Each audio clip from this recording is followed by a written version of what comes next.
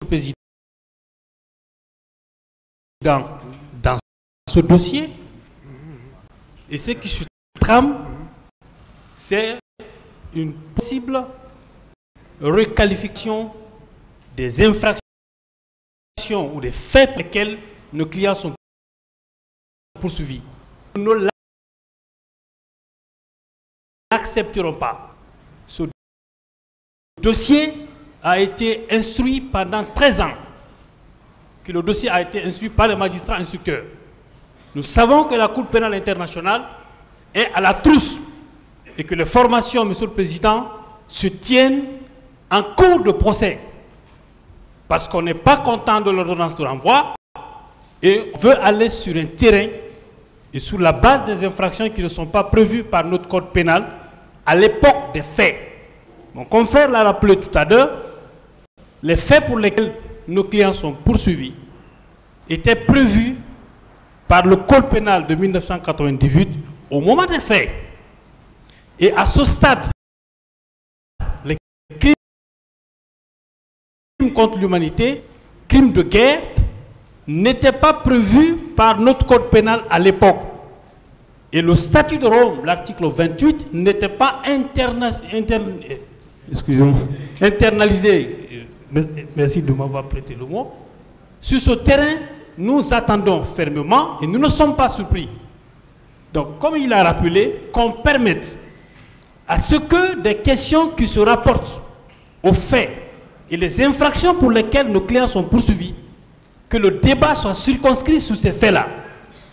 Là où nous sommes, nous défendons des gens, Monsieur le Président, qui risquent, sur la base des infractions pour lesquelles ils sont poursuivis, la perpétuité. On ne peut pas jouer avec ça. Il y a des qualifications précises qui sont là, sur la base desquelles ils sont poursuivis. Cet impérialisme judiciaire ne marchera pas. Sur la base de cette déclaration, Monsieur le Président, nous vous prions de bien vouloir prendre votre responsabilité en tant que président de cette audience pour pouvoir recadrer les faits, ne pas permettre ni à un accusé d'extrapoler les faits, d'être collé aux faits qui sont là, de parler dans la langue que tout le monde comprend. Et c'est en cela que j'interpelle, Monsieur le Président, votre auguste tribunal, pour que vous puissiez recadrer les choses et prendre votre responsabilité. Je vous remercie. Monsieur le Président, puisque c'est nous qui avons soulevé la question, je voulais terminer, Monsieur le Président, en disant ceci. Allumez le micro. Vous l'avez... Ok. Voilà. Monsieur le Président, je disais tantôt que la question des qualifications des crimes contre l'humanité est une question qui a été définitivement tranchée. Ceux qui veulent aujourd'hui faire revenir cette question dans ces débats, Monsieur le Président, en ont saisi la Chambre de contrôle de l'instruction. Elle les a déboutés par voie d'appel.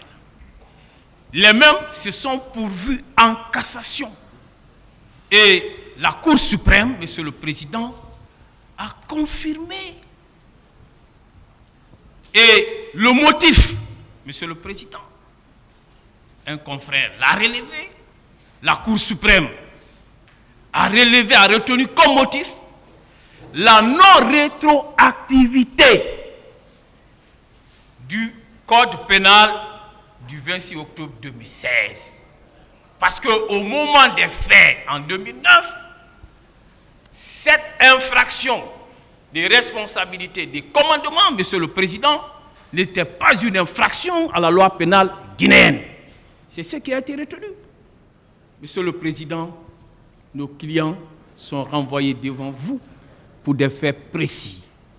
L'ordonnance des renvois et des requalifications des faits, Monsieur le Président, cette ordonnance, elle est claire. C'est votre acte de saisine là.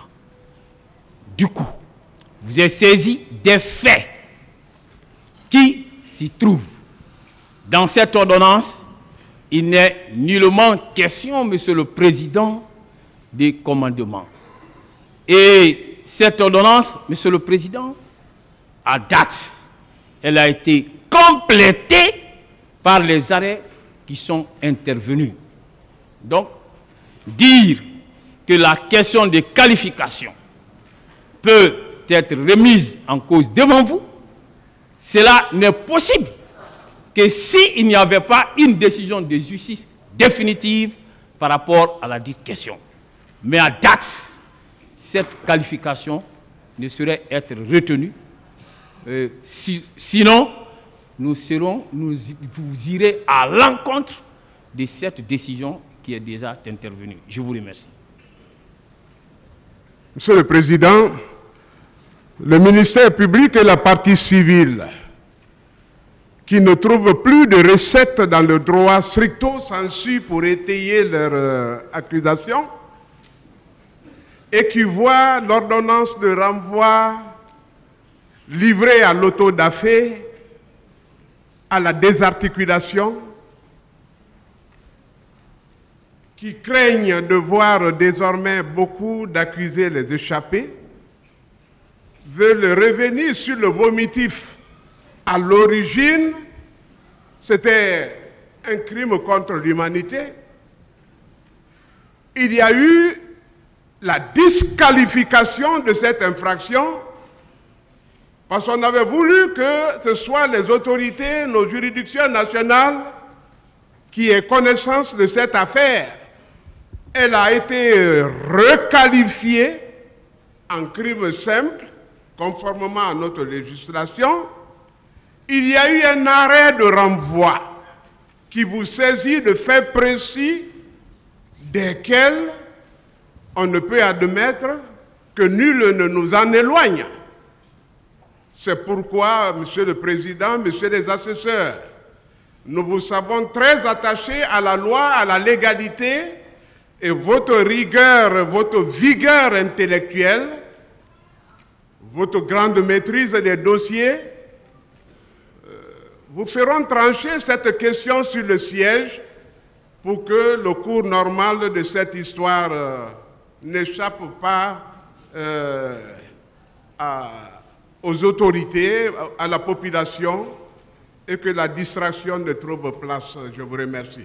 Mais je voudrais ajouter, pour le compte de mes confrères de la défense, c'est ça la défense dans sa diversité, la défense dans l'opposition, les animaux dans un même enclos, mais qui ne prennent pas le même breuvage. Quand on s'attaque à la stratégie de défense de Toumba, nous nous rendons compte que si nous utilisons le thermomètre, qu'elle est payante et dérangeante. Je vous remercie. Oui. Merci, Monsieur le Président. Monsieur le Président, nous avons suivi avec un intérêt soutenu cette question qui a surgi et qui a suscité un débat entre les parties à ce procès. La question de la qualification et de la requalification. Monsieur le Président, nous sommes entre professionnels de droit. Nous savons les étapes pendant lesquelles la qualification et la requalification interviennent. Vous êtes saisi, votre tribunal est saisi par une ordonnance de renvoi et qui a renvoyé les personnes devant votre tribunal pour des faits visés, Monsieur le Président. On veut vous faire croire à cette phase d'instruction définitive que la question de requalification n'est pas possible. Monsieur le Président, elle est bel et bien possible. Mais en quelle matière? C'est là, en quelle méthode? C'est la question qu'on se pose. Devant le juge d'instruction, les faits initialement poursuivis par le parquet, par réquisitoire introductif, ces faits ont été requalifiés devant le juge d'instruction C'est une étape. Le pool des juges d'instruction a requalifié ces faits, bien entendu, suite à un réquisitoire supplétif du parquet. Le pool des juges d'instruction a requalifié en des faits de complicité. C'est un droit conféré aux juges d'instruction, Monsieur le Président. Devant votre tribunal aussi, la question peut être débattue. C'est la loi qui le dit. Monsieur le Président, mais en le faisant comment? En le soumettant au débat. Et nous sommes dans les débats. Nous sommes dans les débats. On veut vous faire croire que la possibilité de requalification n'est pas possible. Elle est belle et bien possible, Monsieur le Président. Elle est belle et bien possible. Donc c'est pour vous dire, Monsieur le Président, que contrairement à ce que la défense est en train de dire, pour dire que telle question ne doit pas être posée par rapport aux faits, tendant à requalifier les faits, Monsieur le Président, cet argument c'est sans objet. Votre tribunal peut bel et bien soumettre cette question au débat et dans la décision à intervenir, requalifier les faits, initialement renvoyer devant vous par l'ordonnance de renvoi. Et également, on vous fait comprendre que les faits ont été commis sous l'empire de l'ancienne loi. Les lois de procédure sont d'application immédiate. C'est un principe, Monsieur le Président. Et je vous remercie, tout en vous disant que la requalification, elle est belle et bien possible devant votre tribunal, tout en soumettant la question au débat. Je vous remercie. Bon, est-ce qu'on peut évoluer? Oui. On va évoluer? Oui, Monsieur le Président. Hein? Est-ce qu'on peut évoluer, oui, s'il vous plaît? Je vous lis dans mes questions. Et... Bon, ok. Le ministère public a la parole. On va finir qu'il finisse d'abord. Merci, Monsieur le Président. Monsieur le Président, je pense que la question est réglée. Suivez, s'il vous plaît. Suivez. À l'article 6. L'article 6 du Code pénal guinéen, qui dispose en ces termes: sont seuls punissables les faits constitutifs d'une infraction à la date à laquelle ils ont été commis. Ne peuvent être prononcées que les peines légalement applicables à la date de la décision. Ce qui nous intéresse de plus, c'est l'alinéa 3. Toutefois, les dispositions nouvelles s'appliquent aux infractions commises avant leur entrée en vigueur et n'ayant pas fait l'objet d'une condamnation passée en force de choses jugées, lorsqu'elles sont moins sévères que les dispositions anciennes. Monsieur le Président, honorables assesseurs, votre tribunal est saisi d'une kyrielle d'infractions, parmi lesquelles il y a l'assassinat. L'assassinat est une infraction qui est condamnée à perpétuité, la réclusion criminelle à perpétuité. Et le crime contre l'humanité dont on est en train de parler, Monsieur le Président, est prévu au niveau des dispositions des articles 194 et 195 du même code pénal. Et lorsque vous lisez l'avant-dernier alinéa, on vous dit que les crimes contre l'humanité sont punis de la réclusion criminelle à perpétuité. C'est-à-dire la peine qui est applicable à l'assassinat, c'est la même peine qui est applicable aux crimes contre l'humanité. Je pense, Monsieur le Président, il est bel et bien possible, dans cette salle, que le ministère public soumette au débat cette infraction-là. Parce que tout le monde est d'accord avec nous que les infractions qui ont été commises au stade, Monsieur le Président, sont des crimes contre l'humanité. On ne veut pas entendre ça. Mais Monsieur le Président, je pense que le moment est venu, peut-être que le moment n'est pas encore propice, puisqu'on est en train d'interroger les accusés, mais le moment est venu, Monsieur le Président, au-delà même des crimes contre l'humanité, il y a d'autres infractions qu'on a déjà recensées, qu'on soumettra au débat. Parce que ce qui est clair, Monsieur le Président, on est en instruction définitive d'une affaire. Et cette instruction définitive-là, Monsieur le Président, peut permettre la requalification. Le moment venu, nous allons revenir. Je vous remercie. Pour terminer, Monsieur le Président, j'ai bien entendu tout à l'heure un des conseils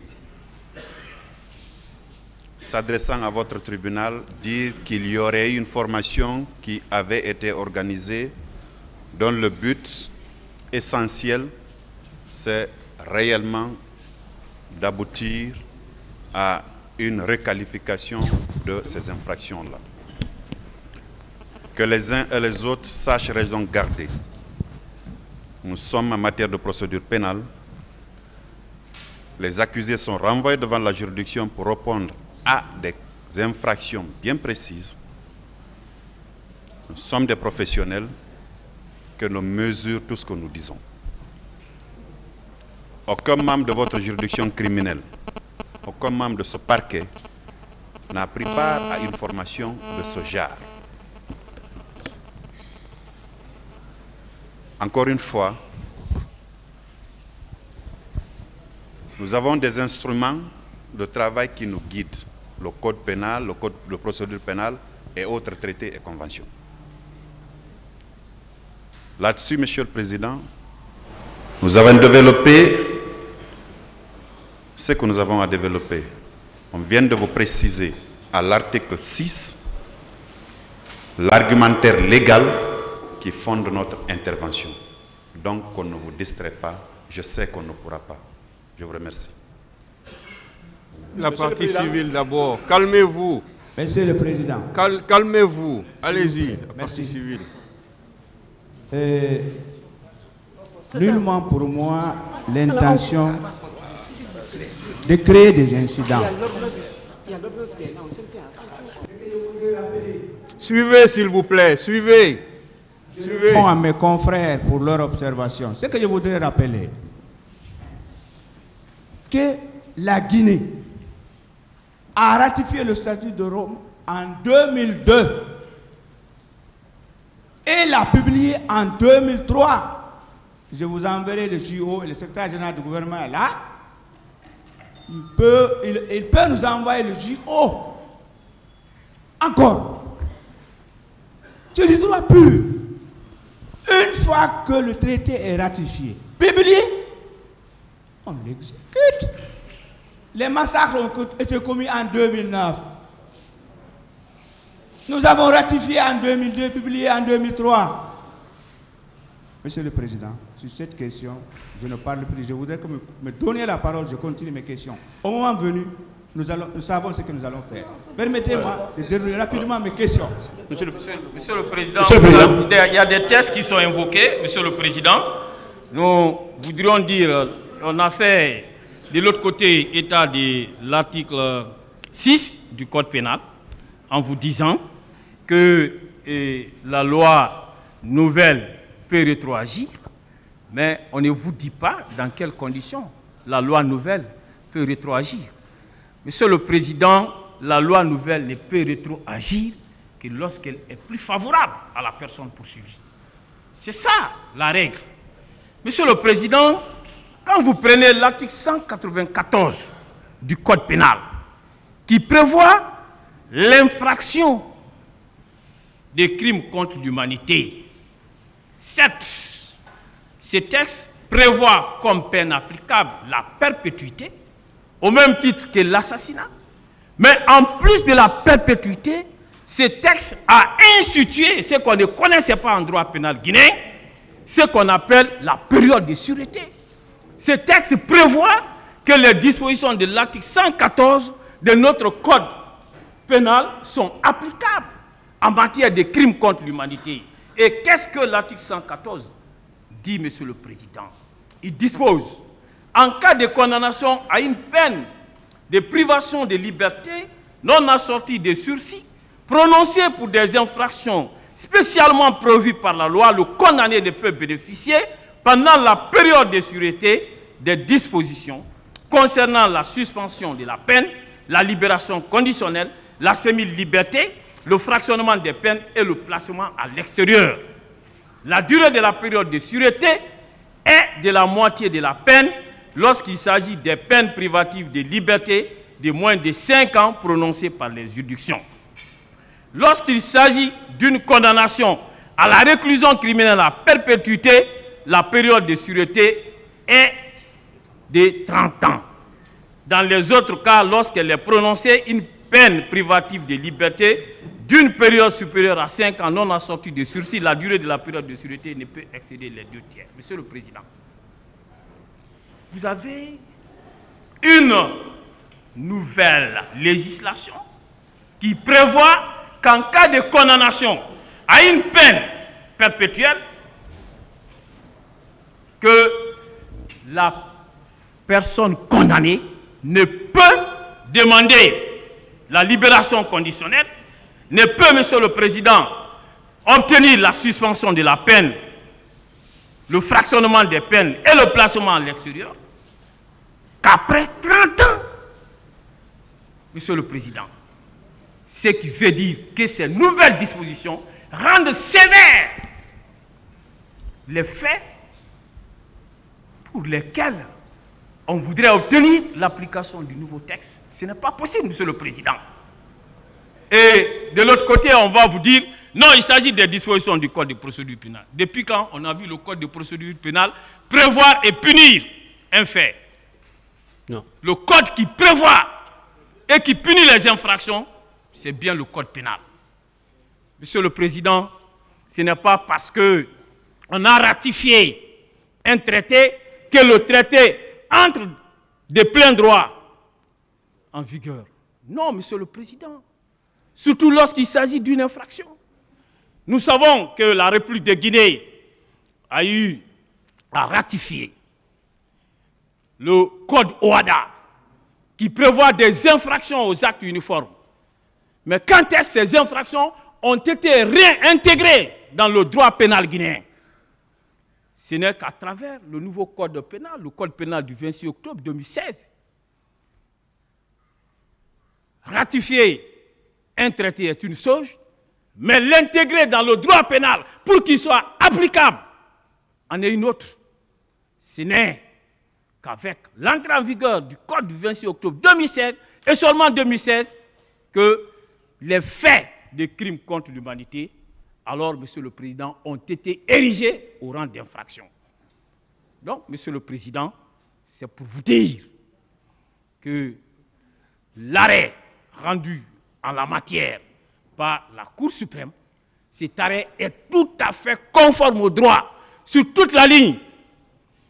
Donc, une fois de plus, nous sollicitons respectueusement qu'il vous plaise demander à la partie civile et au ministère public de ne pas poser de questions relativement à ces faits, parce que vous n'êtes pas saisi de ces faits. Je vous remercie. Le tribunal estime qu'il est saisi des faits et des personnes à travers l'ordonnance de renvoi et que rien n'interdit au tribunal de pouvoir procéder à une requalification. Mais le tribunal estime qu'on n'est pas à cette phase et que toutes les parties soient rassurées que quand la question va être soumise au tribunal, ça va être débattu de façon contradictoire par toutes les parties et qu'à la fin, le tribunal va répondre. Mais à cette phase, on n'en est pas à ce sujet. Donc c'est pourquoi le tribunal va inviter la partie civile à poser des questions dans le cadre des faits qui sont reprochés à l'accusé. Parce que la question de requalification n'a pas encore été soumise au tribunal. Voilà. Et une précision avant de continuer, que la défense soit rassurée que ce tribunal n'a suivi aucune formation dans le cadre d'une éventuelle requalification. Si l'accusé a des preuves contre ce tribunal, ou la défense a des preuves, qu'il nous montre ces preuves. Parce que jusqu'à maintenant, ce tribunal, en tout cas qui est en train de juger cette affaire, n'a reçu aucune formation dans le sens d'une requalification de cette affaire. Donc, que les uns et les autres soient rassurés de cela. Voilà. Maître, oui. Continuez, s'il vous plaît. Je vous remercie, Monsieur le Président. je remercie aussi le ministère public. Monsieur Diakité. Oui, maître. Et la question suivante. Est-ce que, seulement, vous, les 11 personnes renvoyées devant cette juridiction criminelle, pour être très simple, est-ce que vous connaissez d'autres personnes, responsables ou de simples individus, qui sont impliqués dans les événements du 28 septembre et les jours qui ont suivi? Parce que l'autre fois, vous avez parlé du général Ibrahima Baldé qui a témoigné.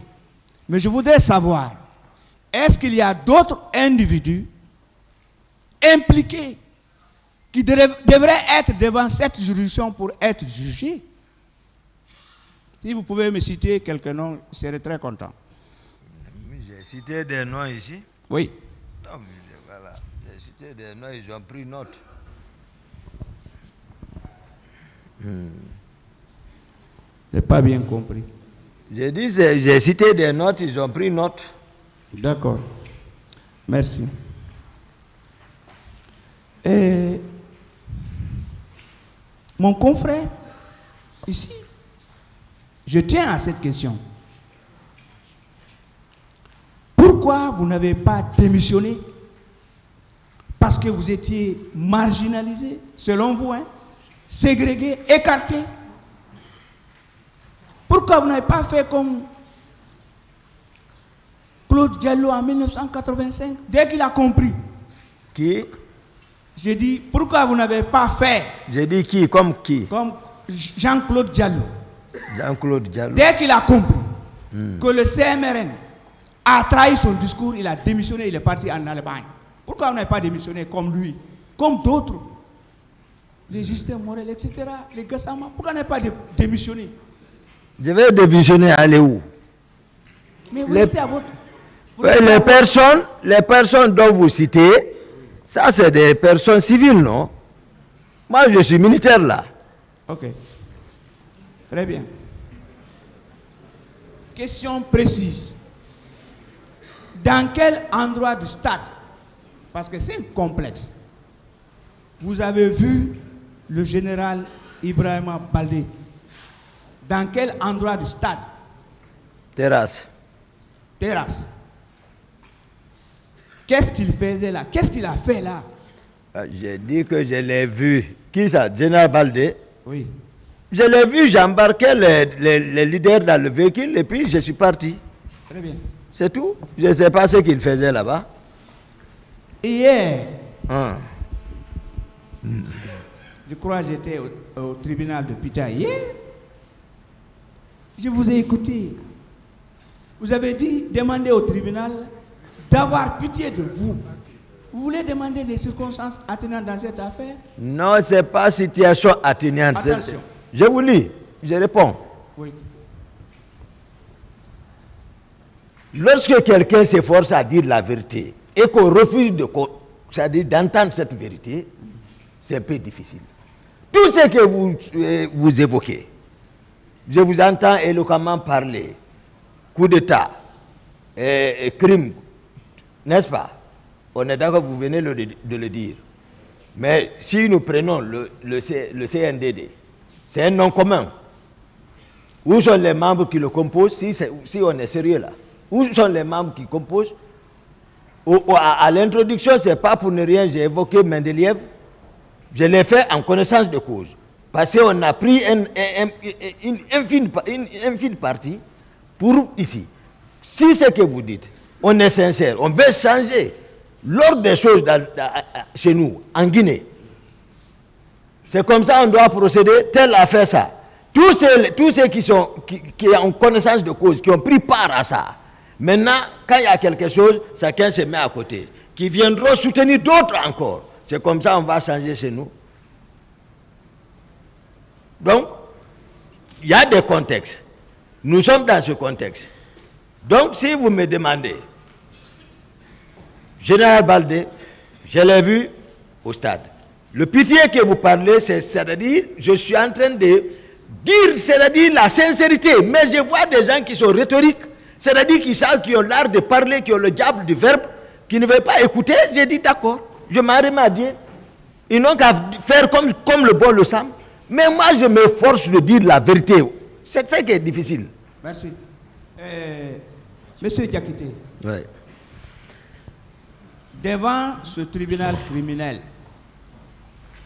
vous avez déclaré que pendant 3 mois, vous étiez d'accord avec le capitaine Dadis. Je voudrais que vous me donniez la liste de vos éléments avant qu'il y ait la crise entre monsieur Dadis et vous. Si vous avez une liste de vos éléments là, est-ce que vous pouvez nous la communiquer? Je vous ai dit, on a demandé chose à la cour. On a posé le problème pour que le commandant du salon vienne. Si on parle d'éléments, c'est le salon. Oui, c'est voilà, le salon. Voilà. Lorsque vous étiez vraiment très d'accord avec le capitaine Dadis, oui. Et j'en ai vu la preuve. Alors, vous étiez venu ici à la cour d'appel, on n'a même pas pu sortir. Personne ne pouvait sortir, personne ne pouvait entrer. Où ça? Est-ce que vous pouvez nous donner cette liste en ce moment? Si vous ne pouvez pas, je peux continuer pour ne pas... Voilà, en attendant oui. que le commandant ne vienne, oui. Et ça avant que le salon ne soit absorbé, oui. Hein, oui. Parce que j'appelle garde parallèle, oui. Voilà, lui pourra nous donner la liste de ces éléments qui composaient le salon. Très bien. Monsieur Diakité, oui. Est-ce que quand même, parmi ces éléments, pendant cette période de 3 mois, est-ce que quand même vous avez quand même certains qui vous sont restés fidèles? Quoi? Ces éléments-là. Ils sont restés fidèles avec moi. Oui. Parce que vous savez, il y a toujours des gens qui sont fidèles. On sait que la présidence, c'est-à-dire à l'échelle humaine, là, ne résumait pas ça comme si, voilà, j'ai parlé du régiment. Tout ce qui a amené ce désordre-là, c'est-à-dire la volonté de se présenter et le recrutement de Caléa, c'est ce qui a amené ce désordre. Sinon, il y a le régiment. Bien. Les gens qui ne sont pas liés à ça. Je suis satisfait. Monsieur Diakité, pour vous, donc, vous ne vous reprochez de rien dans cette affaire? Rien, vous n'avez même pas tué une mouche, une fourmi. Vous n'avez rien fait, même un délit. Vous êtes blanc pour vous? C'est ce que c'est ça. C'est ce que je suis en train de faire comprendre. C'est un peu complexe. Donc vous êtes un innocent ici? Innocent ici. Okay. Je vous le dis. Ok. Bien. Monsieur Diakité. Oui, maître. Moi, je ne veux pas lire une sourate ou un verset ici. Mais je vais poser une question. Moi, je suis convaincu que vous maîtrisez le Coran. Est-ce que vous savez, il y a un grand fossé entre la maîtrise, la mémorisation, la compréhension, l'interprétation du Coran ou de la Bible et respecter ces principes qui sont sacrés. Est-ce que vous savez qu'il y a une grande différence? Je suis d'accord. Bien. Oui. Très bien. Oui. Est-ce que vous savez, je devrais vous dire en pulaar, mais je le dis en français. C'est mieux. On dit souvent qu'il y a beaucoup de musulmans qui prient. Mais on peut compter sur 100, peut-être 2 qui respectent ce qui est prescrit dans le Coran. Oui. Vous êtes d'accord? Je suis d'accord. Est-ce que vous êtes d'accord, M. Diakité? Parce que hier, j'ai traversé de 11h, je suis à Conakry à 0h. Qu'à chaque 5 km, voire 2, il y a une mosquée. Vous êtes d'accord avec moi? En tout cas, en quittant Labé, venir à Conakry, ce ne sont pas les mosquées qui manquent. Est-ce que vous êtes d'accord? Oui, en prenant la sociologie de notre pays. Je termine. On est d'accord. Maître, s'il vous plaît. J'ai fini. Question maintenant sur les faits. Question. Monsieur Diakité, entre l'Assemblée nationale, si vous voulez le Parlement ou le Congrès aux États-Unis, et le président de la République ou le chef de l'État actuel, entre ces deux institutions au pouvoir, qui accorde la grâce? Question sur les faits, maître. Non. S'il vous plaît, posez des questions sur les faits. Merci. Je pose la dernière question. Monsieur Diakité, que savez-vous des tortures inhumaines, cruelles, dégradantes qui ont été commises à 1 km d'ici ou 1 km 500 au camp Koundara? Que savez-vous? Le commandant du camp. Merci. Je ne sais pas. Bon, Monsieur le Président, je ne peux que vous remercier et je m'excuse si j'ai été long, ce n'est pas de mandature, je voulais poser des questions simples. Je remercie aussi mes confrères là-bas et le ministère public.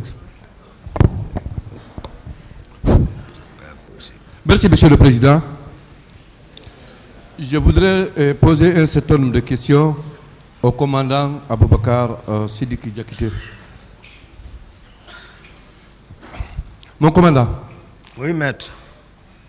À quel moment avez-vous compris que le capitaine Dadis ne voulait plus respecter sa promesse faite au peuple, c'est-à-dire restituer le pouvoir aux civils à l'issue des élections libres et transparentes? À quel moment vous l'avez compris qu'il ne voulait pas du tout respecter cette promesse? Ça, c'est à l'occasion de son discours comment on appelle ça, c'est Boulbinet ou... Et il y a ça. Et voilà, le plan qu'il avait voulu mettre en place, voilà, en procédant à ce recrutement massif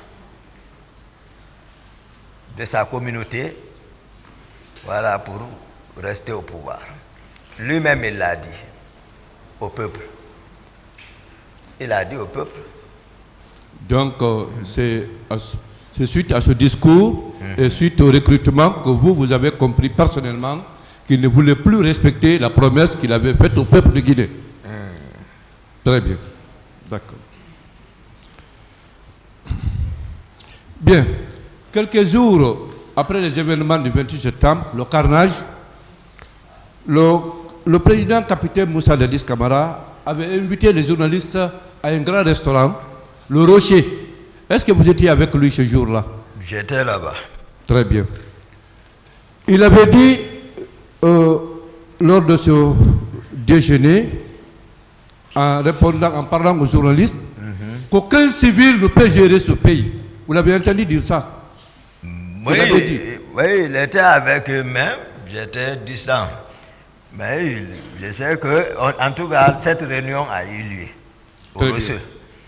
Et donc, je vous rappelle qu'au cours de ce déjeuner, il a dit aux journalistes qu'aucun civil ne peut gérer ce pays et que lui-même, il avait des problèmes à gérer les militaires. Oui. Très bien. Et en quittant le Rocher, en rentrant au cours de la route, un de ses conseillers avait dit: pourquoi en Guinée, même si c'est 2 ou 3 personnes qui tombent, qui meurent, la communauté internationale sort ses griffes contre la Guinée, alors que dans d'autres pays limitrophes, il peut y avoir 2000, 3000 morts. Est-ce que vous connaissez ce conseiller de M. Dadis à l'époque? Il avait dit, un de ses conseillers, proche là, un de ses conseillers très proche. Je ne me souviens pas. Le peuple de Guinée l'a vu à travers... Il a répondu, hein? Il a dit non. Vous ne le connaissez pas? Très bien. D'accord. Ça a beaucoup touché aux Guinéens parce qu'on était vraiment... On a compris qu'ils voulaient... Des questions, maître. Minimiser la mémoire des victimes. Non. Bien. Dites-moi, mon commandant, connaissez-vous celui qui était parti jusqu'à Zérekoré pour dire c'est Dadis ou la mort? Vous le connaissez?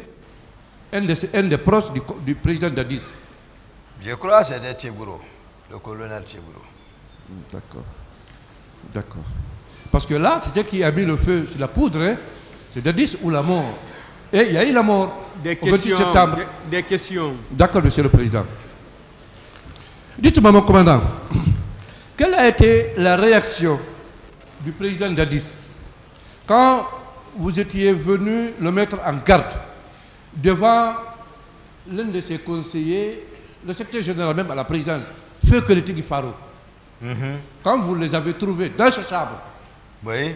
Vous l'avez mis en garde contre ce qu'il voulait faire contre vous.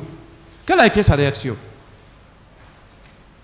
Bon, il s'est rallié parce que j'ai expliqué ça ici. Ça, c'était avec le ministre chargé de la sécurité présidentielle lorsqu'il avait préparé pour tenter de m'arrêter. Donc, ils étaient tous d'accord. Dadis m'a appelé, je suis venu. Je les ai trouvés et quand Pivi a tenté, c'est moi qui l'ai arrêté. J'ai dit là où tu es assis, tu ne bouges plus. Et puisque la situation a changé, et sensiblement, Dadis m'a dit de me calmer. Il a humilié Pivi, que comme tu peux l'arrêter. Donc c'était une stratégie et c'est ça.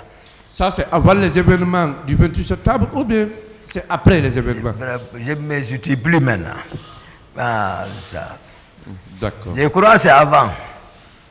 Donc bien avant les événements du 28 septembre, avant. Vous voulez vous arrêter? Oui. Très bien. Bien.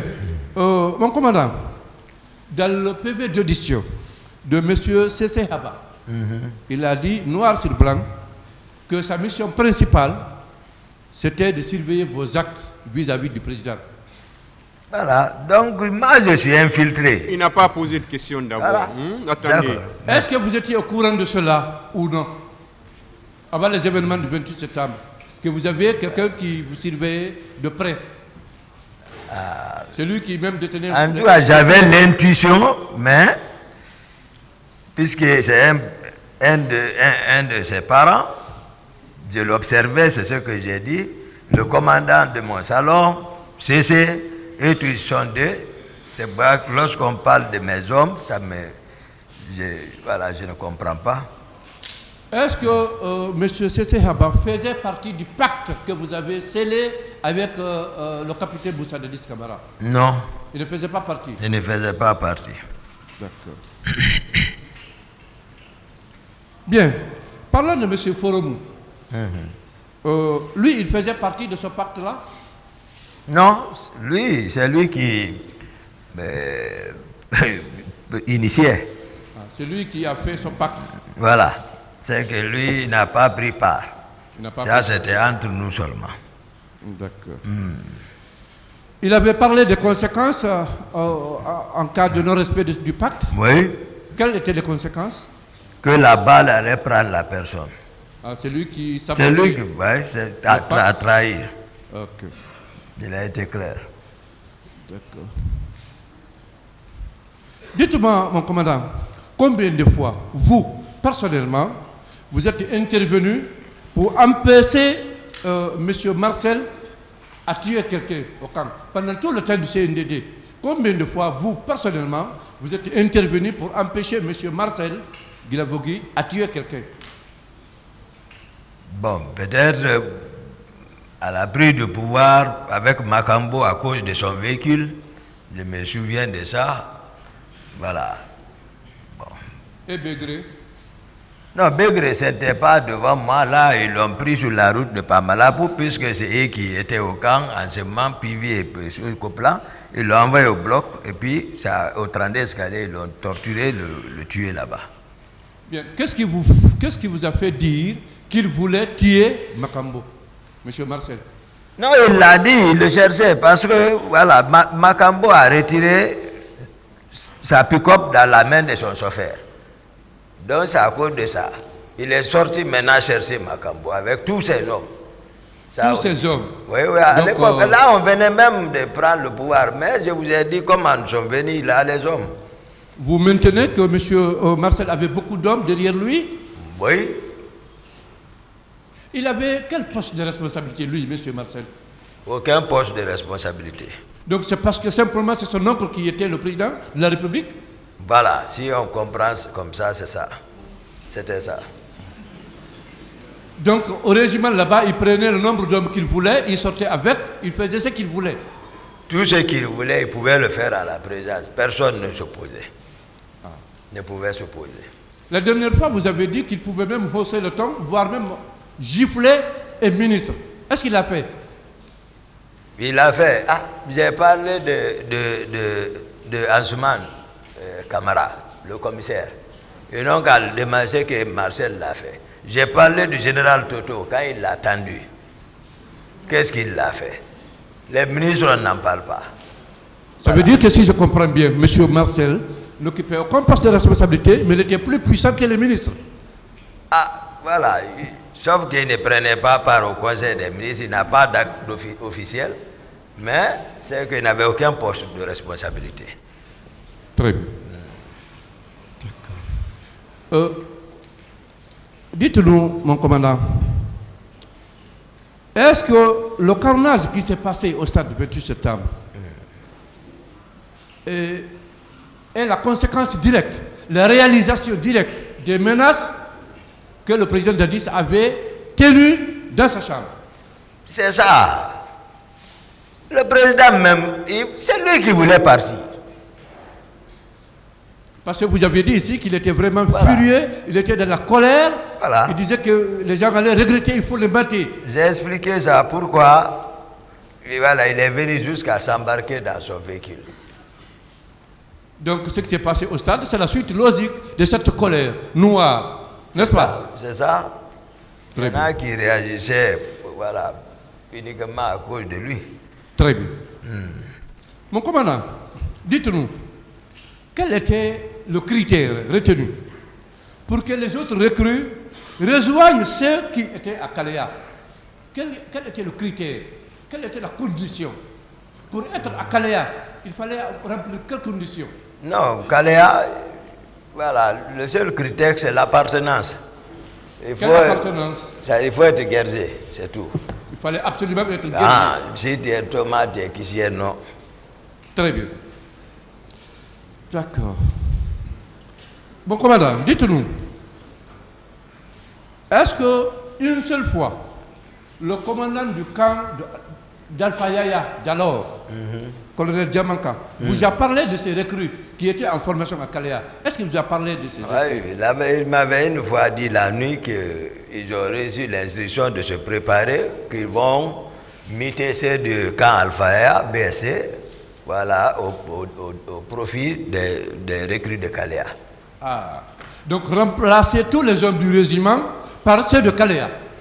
Ou bien tout ce qui était en poste au camp Alpha Yaya. Le régiment, ça part, c'est à la présidence, voilà, mais le camp Alpha Yaya devrait être abrité par ceux de Kalea.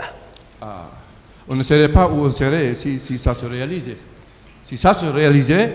Le commandant de 36 aussi m'a appelé pour me faire part que le président l'a appelé à 2 heures qu'il devait s'apprêter pour recevoir des troupes là-bas. Et Marcel voulait s'apprêter pour occuper Kankundara. Dites-nous, est-ce que le général Konaté était au courant de cette affaire, de cette intention de remplacer les hommes de Kangalfaya par ceux de Kalea, les nouvelles recrues?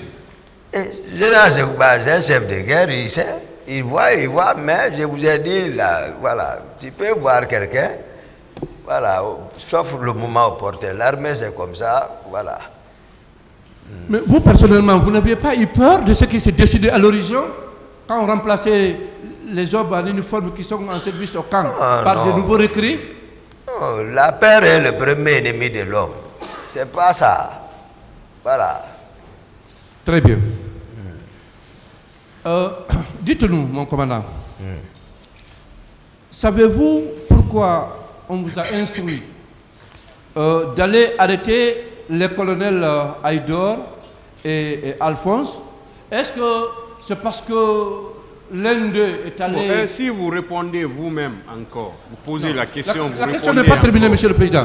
La question n'est pas terminée. C'est pourquoi je dis de ne pas commenter, parce que si vous commentez, ça devient compliqué. Parce que vous posez, vous répondez encore. D'accord. Voilà.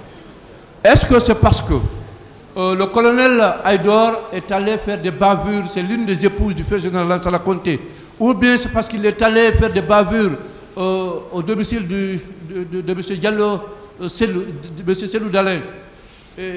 C'est à cause de ça qu'on vous a instruit d'aller l'arrêter, lui et Alphonse, ou bien quel était le motif de l'arrestation de ces deux officiers? Il y avait deux raisons. Oui. La première raison était que, c'est-à-dire qu'ils ne maîtrisaient pas le régiment. Et la deuxième raison, ce jour, Aïdor pagaillait en ville, je ne sais pas quel endroit. Donc c'est là-bas, personne n'ose Aïdor aussi. Donc, il était en train de tirer en ville. Donc, ils m'ont instruit de le mettre aux arrêts. Oui, on se rappelle, le peuple se rappelle. Voilà. À un moment, les véhicules de Salou Sel ont été braqués. Voilà, il faisait beaucoup de... Monsieur Salou Kenyeko. Ce n'est pas une question. À un moment, il s'est revenu braquer ces véhicules. Il faisait beaucoup de bavures dans la cité, c'est vrai. Donc c'est pour toutes ces raisons qu'on vous a instruit d'aller arrêter M. Aïdor et M. Alphonse. Oui. C'est la même nuit, en ville même. Voilà, Aïdor était... Voilà.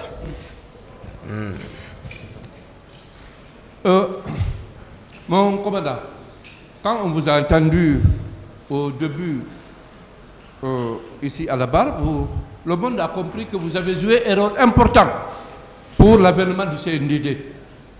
Oui. Vous avez joué un rôle important. Oui. Est-ce que ce n'était pas pour honorer, pour respecter le pacte qui vous liait au capitaine Dadis? Est-ce que ce n'est pas à cause de cela que vous avez récupéré le pouvoir était dans vos mains, et vous l'avez donné au capitaine Dadis? C'est ça, voilà, c'est respecté. Ben voilà, ma parole c'est ça. Moi je ne jure pas, voilà, pour quelqu'un et que je fasse le contraire, non. Vous maintenez que c'est vous qui avez réussi à récupérer le pouvoir et vous l'avez transmis au capitaine. J'ai expliqué ici, ils sont ici. Très bien. Ils n'ont qu'à dire le contraire. D'accord. Mon commandant, les jours qui ont suivi les événements du 28 septembre, oui. Les domiciles de M. Feu Jean-Marie Doré, M. Sidi Atouré et M. Selou Dalin ont été saccagés et pillés. Les véhicules qui contenaient leur domicile ont été emportés et beaucoup d'autres biens. En connaissez-vous les auteurs, les complices, les commanditaires? Non, parce qu'à date, je ne peux pas indiquer c'est Jean-Marie. À date, je ne peux pas indiquer c'est Sidia. Peut-être c'est celle où je peux indiquer. Là, tout le monde presque peut. Mais je ne connais pas. Et pourtant, mon commandant, vous avez dit dans votre audition, le PV de votre audition, vous avez dit, par rapport au pillage perpétré les jours suivants, Claude de Pivy et les éléments de la garde parallèle en sont les auteurs. Tout le monde le sait. Dadis les avait équipés en armement et en moyens de locomotion. Je le voyais passer tout le temps dans l'air pick-up. C'est vous qui l'avez dit. Oui, j'ai dit, j'ai répété ça là ici, que avant, c'est-à-dire les 72 heures avant le 28 septembre, je disais que toutes ces gardes parallèles là passaient dans les pick-up neuves. Ça, c'est un, avec les équipages. Deuxièmement, j'ai dit que Claude Pivy avait assuré la patrouille en ville, comme lui-même il le dit, qu'il s'occupait du grand banditisme, ce qui ne relevait pas de lui. Donc, il y a tout ça. Mais j'ai expliqué ici le pillage qu'il y a eu chez les narcos. J'ai expliqué ça, j'ai dit tout ça, tout ce qui s'est passé c'est Toumba. C'est-à-dire que je suis en train de faire comprendre comment était la présence et comment les gens agissaient par effet. Et par mes connaissances, les gens disent Toumba. Je ne sais pas pourquoi. Je suis à la présence. J'ai dit comment les gens sont partis, c'est les gens-là. Allez, puis comment j'ai été informé. Tout ça là. Après donc les événements, on vous a informé de tout ce qui s'est passé. Que des boutiques ont été vandalisées vers les Hamdallah et Koza, jusqu'à Walindara là-bas. Que les domiciles des leaders ont été pillés, saccagés. On vous a informé tout cela. Vous savez, lorsque l'armée n'est pas contrôlée, c'est très compliqué. Au moment que vous êtes en train d'organiser, d'autres sont préoccupés à d'autres choses. C'est ça. D'accord. Mon commandant, est-ce que vous étiez au courant qu'un jour, il y a eu un hélicoptère qui transportait le général Konaté vers l'intérieur, vers Farana si je me trompe, et qu'au cours du vol, le pilote a dit qu'il n'y a plus de kérosène. En pleine brousse, il a atterri. Vous étiez au courant de ça? J'ai parlé de ça ici. Est-ce que vous pouvez reprendre ce passage? J'ai dit, c'est pour montrer comment était le visage de la présidence. Combien de fois, voilà, les influents, il fallait les éliminer. Voilà, donc, général Konaté, j'ai dit, c'est des rivaux. Lui, il était en défensive, moi j'étais en défensive, chacun de son côté. Lui et moi, on ne s'entend pas. Moi et le général, on ne s'entend pas. Donc, lui aussi, je ne sais pas seulement. Si c'est... Parce que, voilà, c'était comme ça. Je ne suis pas très bien avec Dadis, il m'a écarté. Général Sekba aussi, on ne s'entend pas. Donc, moi, j'étais au milieu comme ça. Je les observais. Mais, sauf que lui aussi, il sait qu'à tout moment, on peut le taper. Donc, c'est les conséquences de tout ça là. Comment tu peux prendre l'avion et que l'avion, en pleine brousse là-bas, va faire des conneries là-bas. Ah. Voilà. Dites-le, mon commandant. Est-ce vrai que le capitaine Moussa Dadis Camara voulait s'éloigner du général Konaté en le nommant gouverneur ou préfet à Kanka là-bas? Oui, est-ce vrai? Oui, il y avait... Oui. Comment vous avez su cela? Non, c'est que ça se disait. C'est le moment de parler de ce qui s'est passé à la présidence, c'est le moment. Moi, je vous ai dit, rien n'allait là-bas à la présidence, c'est ça. Chacun était à sa garde, c'est tout. C'est ce que je pouvais vous dire. Mais tout est parti de lui, ce qu'il voulait faire, du capitaine Dadis. C'est tout. Sinon, moi, je n'ai aucun intérêt. Ma garde, ce sont ces hommes. C'est ce qu'il a dit. En tout cas, si c'est la mission qu'il a assurée auprès de moi, ce sont ces hommes. Mon salon, ce sont ces hommes. Officiellement, je suis là-bas. Je ne bouge pas sans les gens là. Son salon, je commande, il y a un commandant. Lui aussi, on l'a absorbé. C'est tout. Voilà, j'en venais tout justement, parce que vous aviez dit que le salon que vous commandiez, qui était sous votre ordre là, était absorbé. Par qui? Par quel élément? Et venant d'où? Le président Dadis est le commandant du régiment. C'est-à-dire, j'ai expliqué ça, ce n'est plus le président même maintenant, il est le commandant du régiment. C'est lui qui commande le régiment. Donc, tous ses proches, pour eux, il est en danger. Donc, il faut venir le protéger. Nous qui sommes là, nous sommes, peut-être, voilà, c'est nous qui sommes hostiles peut-être. Donc, voilà comment ils ont absorbé le salon. Ils n'obéissent personne. C'est ça. Est-ce que, puisque vous avez remarqué qu'il n'obéissait personne, est-ce que vous avez fait cette remarque au président Dadis? Il va le faire remarque, lui-même il connaît. Un jour, même dans la communication talki, il parlait dans leur patois. Je suis resté à la maison, peut-être CC peut être au courant. Il sait. Parce que toujours mon talki est avec CC. J'ai dit, passe-moi ça. Il m'a passé, j'ai dit, ça c'est quoi ça? C'était Pivi et je crois et Makambo qui communiquaient dans leur langue. J'ai haussé le ton, j'ai ordonné celui de l'officier de la tranche, j'ai dit retirez les talquis. Dans les mains de temps en temps, j'ai retiré. Après, ils sont partis voir Dadis, voilà, il nous a retiré les talquis, tout, Dadis m'a appelé après. Je suis venu, j'ai dit non, vraiment, j'ai dit ça c'est une fréquence synchronisée. Il faut que, voilà, ça, ils ont des portables, ils peuvent communiquer dans ça. Mais ils ne peuvent pas parler dans ce que nous, on n'entend pas. J'ai dit donc, c'est pour ça que j'ai retiré. Donc, les gens là sont frustrés. Non, c'est pas possible. Après, j'ai compris par le président, il fallait encore les remettre. Donc, j'ai encore retourné les talquis. Sinon, c'était la pagaille totale. Donc, si je comprends bien, ce n'était plus dans la langue officielle qu'il communiquait. Ce n'était pas dans la langue officielle. Tout le monde, c'est-à-dire, je voudrais cadrer ça, mais partout où vous allez, chacun a un talqui. Une autre question. Voilà, c'est ça. D'accord. Dites-nous, mon commandant, à quelle occasion colonel Puvis a reçu l'ordre de vous arrêter? Non, c'était pas... C'est-à-dire, lui ne comprenait pas, c'est-à-dire les rôles à la présidence. Vous voyez?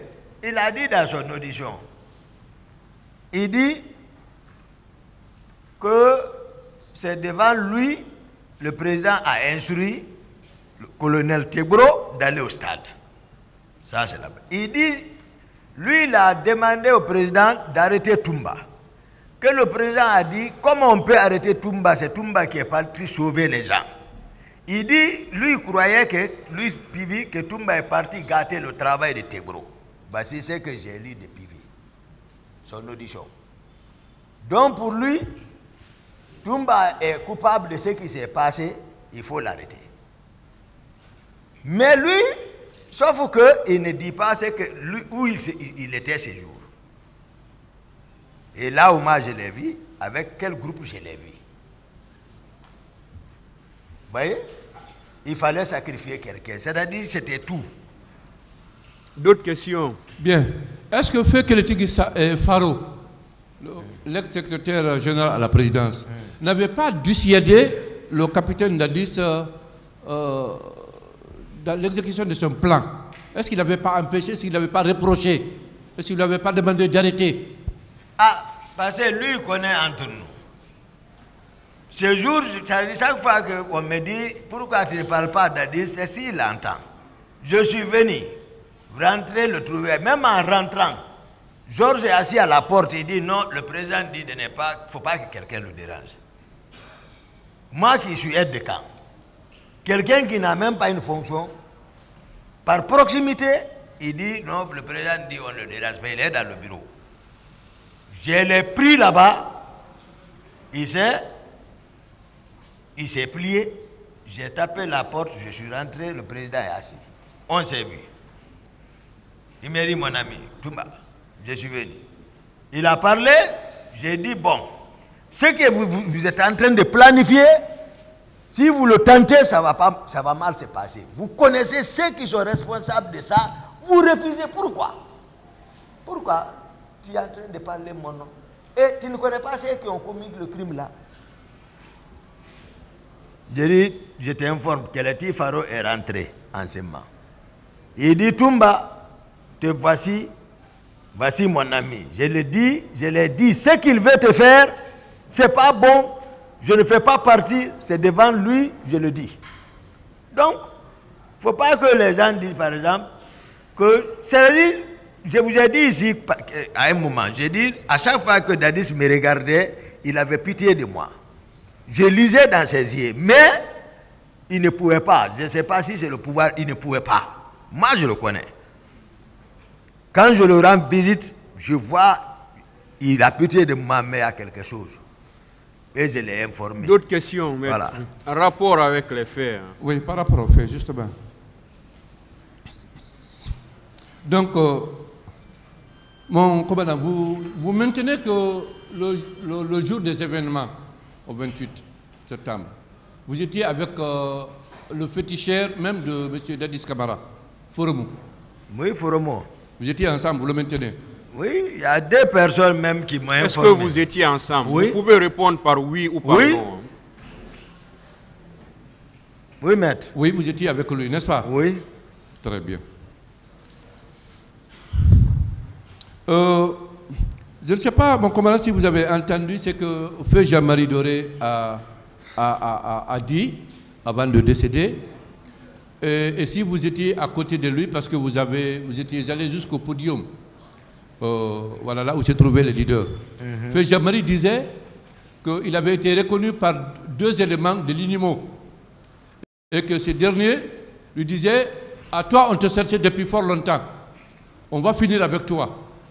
Que M. Marcel avait dit, d'après lui, non, il ne faut pas lui loger les 2 balles dans la tête. S'il veut fuir, on gérera ça autrement. Est-ce que vous avez appris ça ou bien vous étiez au courant de ça au moment des faits? Non, non, non, mais sauf à l'état-major de la gendarmerie, c'est là-bas Marcel a retiré Jean-Marie devant les gendarmes pour l'envoyer, pour le dire comment toi, le forestier, tu peux soutenir les autres contre le pays. Il l'a frappé jusqu'à... Voilà, les gendarmes se sont opposés. Mais à l'intérieur, à l'enceinte du stade également, ce que je remarque, il a blessé Sidi Touré, il a retiré celui d'Alain pour l'envoyer sur la pelouse. Et je ne sais pas ce qui s'est passé, parce que moi j'étais parti avec les autres. Oui, vous avez dit ici que quand vous avez vu le président Selou, il était évanoui, il était au bas des pieds de M. Thiegoro. Je confirme. Mais vous ne saviez pas comment il avait eu le mal là? Non, non, non. C'est quand j'ai embarqué les autres, je me suis retourné en courant pour venir chercher Selou. À la rentrée, juste, je l'ai vu évanoui, je l'ai pris pour mort. Thiegoro était arrêté. Ah. Parce que Selou n'est pas physique là. Tel qu'on l'a envoyé sur la pelouse, c'était pas bien. Et c'est lui, M. Marcel, qui est venu retirer M. Selou dans le groupe. Ah, le président Selou même peut dire ça, tel que ça s'est passé. Il peut confirmer ça. Très bien. Dites-moi, mon commandant, quand M. Marcel a brandi les 2 grenades à la clinique, c'était devant qui et qui? Il était accompagné par quelle personne? Quel militaire? Lui, oui. Ils sont venus avec le colonel Thiegoro. Bon, moi, j'étais avec les leaders. Fourmo, effectivement, était avec moi. J'étais avec les leaders Lucien Nifal. Et il était venu donc dans l'intention de les achever, d'en finir complètement avec les leaders. S'il a sorti les 2 grenades, hein, je lui ai demandé s'il est fou. Il dit si je ne les faisais pas sortir, il allait faire sauter là-bas. C'est comme ça qu'il a réagi. Donc, c'est pour vous dire que moi, celui que je commande, tu prends une sorte de grenade contre moi, non? Et M. Thiegoro ne peut pas dire, je ne sais pas par quelle astuce, ils se sont entendus pour dire non, je n'ai pas vu monsieur, ce que je n'ai pas vu Marcel à la clinique. D'autres questions? Monsieur, mon commandant, est-ce que vous étiez au courant, après les événements du 28 septembre, qu'on s'est opposé que le leader blessé, grièvement, parti se soigner? Je prends le cas de M. Selou Diallo. Il a fallu l'intervention de M. Saïd Djibit, le représentant du secrétaire général des Nations Unies, et M. Wade, président à l'époque du Sénégal, pour que M. Dadis Camara, président à l'époque, accepte qu'il sorte du pays. Sinon, on avait confisqué son passeport, son billet à l'aéroport. On disait qu'il ne sortait pas. Est-ce que vous étiez au courant de cela? Non, non, non. Parce que moi, depuis gendarmerie là-bas, l'état-major, c'est fini. Toute l'histoire là maintenant, ça ne dit rien. Je ne suis informé de rien. Ils ont leur cellule de crise, le plan pour étouffer ça, charger devant telle commission, devant telle commission. La commission nationale d'enquête, jusqu'à date, moi, je ne m'ai pas rencontré. D'autres questions? Mon commandant, vous aviez dit ici dans les jours passés qu'il y avait 2 ans autour du président Dadis qui confondait l'institution à la personne. Est-ce que vous pouvez vous rappeler le nom de quelques personnes qui confondaient l'institution à la personne? Non, même c'est suite à la question de la partie civile, à M. Marcel ici. Est-ce que M. Marcel faisait partie de ces personnes? Il a répondu ça là ici. Parce que le choix, lui, c'est voilà, Dadis, c'est ça, et tant d'autres. Tous ceux dont je parle proche, c'est ça. C'est-à-dire qu'il faut connaître la notion de certaines pour faire la part des choses. Et le pouvoir, il faut nous. Il faut que ce soit nous, notre communauté là. On n'a pas gagné, c'est nous. Toumba a gâté notre pouvoir, c'est nous. Et toi, que c'est Toumba qui a gâté? Je n'ai pas gâté. Je n'ai gâté le pouvoir de personne. Je me suis battu, c'est venu. Ils se sont comportés autrement. C'est bon, hein? D'autres questions? Voilà. Si je comprends bien, et c'est la dernière question, si je comprends bien mon commandant, M. Marcel faisait bel et bien partie de ces personnes-là qui voyaient la personne du chef de l'État et non l'institution, n'est-ce pas? Parce qu'il n'avait aucun poste de responsabilité et il faisait tout ce qui lui semblait bon. Il a répondu à la barre. Il ne rendait compte peut-être qu'au président. Il a répondu à la barre ici, lui-même. Très bien. Je vous remercie, Monsieur le Président.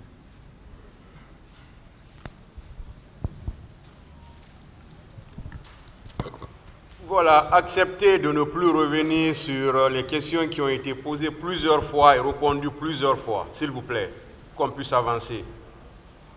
Merci, Monsieur le Président, honorables assesseurs. Monsieur Toumba. Oui, maître. Dans votre narration des faits, depuis la prise du pouvoir jusqu'à l'affaire de Koundara, en passant par les événements du 28 septembre 2009, vous vous faites victime de trahison. Alors, cette trahison était liée à votre fonction ou à votre personne vous-même? D'abord, les deux. La fonction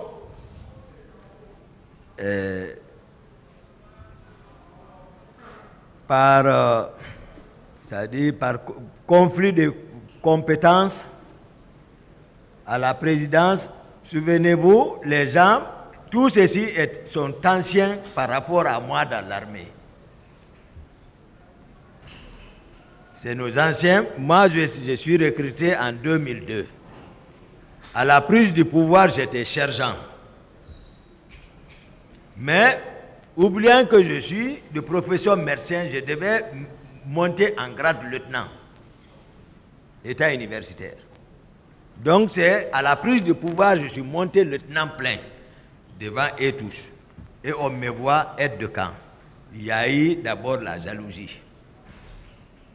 Après, ils ont fait comprendre, c'est-à-dire comme si j'étais un danger. Ils ont commencé. Le président n'aime pas ça. Un président, tout président n'aime pas que, c'est-à-dire, on vient le dire, tel peut te faire ça. Non, là, il est très sensible à ça. Donc, ça, c'est venu là-bas. Conflit de compétences, tout. Ils ont commencé à une chose. Après, c'est venu se greffer l'affaire du 28 septembre. Là. Ah! Maintenant, nous, en tout cas, on ne doit pas perdre notre pouvoir, il faut sacrifier quelqu'un. Donc, il faut conceptionner tout. Toumba tel qu'on le voit, les gens ne connaissent pas. Pourquoi j'ai lu le Coran? Pourquoi j'ai défini mes fonctions? L'équité qu'ils m'ont collé, c'est juste faire savoir. J'ai dit que ce n'est pas cet homme. Cet homme, tel qu'on l'a présenté, a connu une éducation de base. Parce qu'à l'époque, pour apprendre le Coran, il faut être soumis aux autorités des parents. Pour faire la médecine, il faut abandonner tout pour faire la médecine. Ce n'est pas facile de soigner ma face devant le peuple par rapport à ce qu'ils m'ont fait subir. Ce n'est pas pour venir faire une comparaison, sinon il y en a qui peuvent m'avaler en courant. J'ai dit, il faut que le peuple sache tout ce qu'ils ont dit sur moi, franchement, ce n'est pas ça. C'est un peu difficile. D'accord. Vous avez aussi affirmé qu'il y avait la méfiance entre vous, à commencer par Général Sekouba Konaté, oui, vous-même et les autres qui étaient autour de Dadis, n'est-ce pas? Oui. Bien. Et que cette méfiance vous a traduit à être en défensive. Vous avez toujours dit l'expression. Oui. Alors, le contenu de défensive, ça veut dire quoi? Qu'est-ce que ça signifie? Défensive. On est resté toujours en défensive. C'est-à-dire, défensive, c'est que tu ne vas pas vers la personne. Tu as fini de comprendre son plan. C'est-à-dire, donc toi aussi, tu restes en défensive, tu l'attends. Tant qu'il ne vient pas en toi, pour matérialiser maintenant son intention, tu ne vas pas réagir. Je vous ai dit, Marcel, une fois m'a barré en disant, en intimant mon chauffeur de quitter dans le cortège de garer à côté. J'ai dit, ce jour, j'ai dit au chauffeur, marche sur lui. Après, il est venu en rentrant sur le président pour me saluer. Je lui ai dit, si tu me salues, je casse ton bras, ne me salue plus. On est resté des semaines, on ne se parle pas. Comment ça s'est intervenu sur le président, il connaît. C'est-à-dire, ils avaient fini. Marcel était là d'abord pour me contrôler comme les autres, comme les CC. Comme la garde de mon salon. Marcel a fait comprendre à Dadis à tout moment qu'il peut m'arrêter. Depuis au départ, depuis la prise du pouvoir. Quand on cherchait le pouvoir, je le voyais. Mais moi, j'étais toujours sincère envers lui, sincère. Bien. Pour le PC. C'est bon. Sauf que je constate que vous n'êtes pas toujours resté en défensive par rapport à votre fonction. Puisque lorsque capitaine Dadis sortait et vous laissait, vous couriez vers lui. Vous avez donné des preuves. À Djimbaya même, vous ne l'avez pas retrouvé. À Bambeto et ailleurs. Alors, pourquoi vous n'êtes pas resté à la défensive, comme vous l'avez dit? Chaque fois qu'il vous laissait, vous courez vers lui, vous partiez même le chercher. Pourquoi? Oui, j'ai expliqué ça. Lorsque tu as une fonction officielle, en attendant qu'il ne prenne un décret, parce qu'il peut le faire, c'est un jeu que chacun observe, mais quand il sort, il est plusieurs fois sorti, ça me dit. Néanmoins, je prenais la peine d'aller le chercher. Et souvent, je le retrouvais. Dès que je m'annonçais, la personne qui est à ma place, je prenais place. C'est tout ça. Voilà, je sais. Donc, ce qui constituait pour vous une offensive, ce n'est plus une défensive, non, parce que vous partez vers. Non, ça c'est un terme civil, ça. C'est que vous dites ça. Bien. Vous ne parlez pas militairement là. Bien. Mais la fonction est là. Je vous remercie pour ça. Alors, voilà que vous n'êtes pas resté toujours à la défensive. Ce jour du 28 septembre, vous êtes aussi allé à la défensive, à sa recherche, jusqu'à aller au stade. La question est de savoir. D'accord. Ce jour a commencé par la porte de l'université, là où Marcel est venu vous trouver avec ses hommes. Jusqu'à l'intérieur du stade, il y a des armes alors qui crépitaient, n'est-ce pas? Bien. Quel type d'armes qui ont été utilisées au stade? Puisque vous connaissez, à travers même le son, vous savez que ça c'est tel type d'arme, ça c'est tel type d'arme. Je vous ai dit, c'est l'arme individuelle PMAK. Ce sont les armes qui ont été sorties du magasin? Je ne sais pas, je ne peux pas dire ça. Moi, j'ai dit tout ce que... Moi, je ne vais pas mentir. Une fois de plus, je ne peux pas mentir. J'explique les faits. Bien. Voilà. Est-ce que les armes qui ont été sorties... Les armes sont sorties du camp. Voilà. Et qui ont été distribuées parce que vous avez vu? Ça n'a pas été distribué devant moi. Ceux qui sont venus chercher, comment j'ai été informé de ça, je vous ai expliqué. J'ai dit, c'est grâce au général Konaté, moi je suis ça. J'ai dit, commandant Jo n'a qu'à venir ici, il va nous expliquer parce que c'est lui que le général Konaté a envoyé pour me dire d'aller voir le magasin, j'ai dit d'aller chercher la garnison, ils vont aller voir. Ils sont allés constater la présence de ce camion et ces hommes-là. Il y a eu dispute, ils sont revenus chez moi. Ils sont montés en criant, je demande que le président nous envoie pour les armes. Je regarde la fenêtre, je vois le camion et les armes. J'ai dit à Joe, va informer le général, c'est le président qui les a envoyés. C'était tout. Maintenant, où sont partis les armes? Pourquoi le président a envoyé ses hommes au magasin? Mais c'est qu'il déployait, je vous ai dit, les Kaléas avaient commencé à être déployés. Donc s'ils les déploient, ils ont besoin des armes. C'est comme ça. Bien. La tentative d'assassinat de capitaine Moussa Dadis Camara au camp Koundara par vous, l'assassinat de M. Makambo sur les mêmes lieux, ne sont-ils pas le résultat du fait que on veut vous porter vous seul ce que vous avez fait vous tous? Voilà. Est-ce que ce n'est pas cela? Voilà. On va définir d'abord les concepts. Tentative et légitime défense. C'est très important. Parce que j'ai parlé ici, c'est-à-dire mon calendrier du jour, c'est-à-dire mon carnet du jour. J'ai laissé le président à la présidence et il n'y avait pas de mouvement ce jour, donc, comme d'habitude, donc je suis sorti. Il y a une famille qui avait prévu la lecture du Saint-Coran pour moi à sans fil. Vous n'êtes pas obligé de Déjà rentrer dans... Ma question, elle est simple. D'accord. Est-ce que ce n'est pas parce que il voulait vous porter la charge vous seul, alors que les faits relevant des événements du 28 septembre étaient des faits que vous tous vous avez organisés et exécutés? Sauf moi. Ça, c'est un d'abord. D'ailleurs, il y a deux choses. Monsieur le Président, si vous me permettez. Vous n'êtes pas obligé de rentrer dans les détails. Je ne rentre pas dans les détails. D'accord. Vous pouvez répondre à sa question.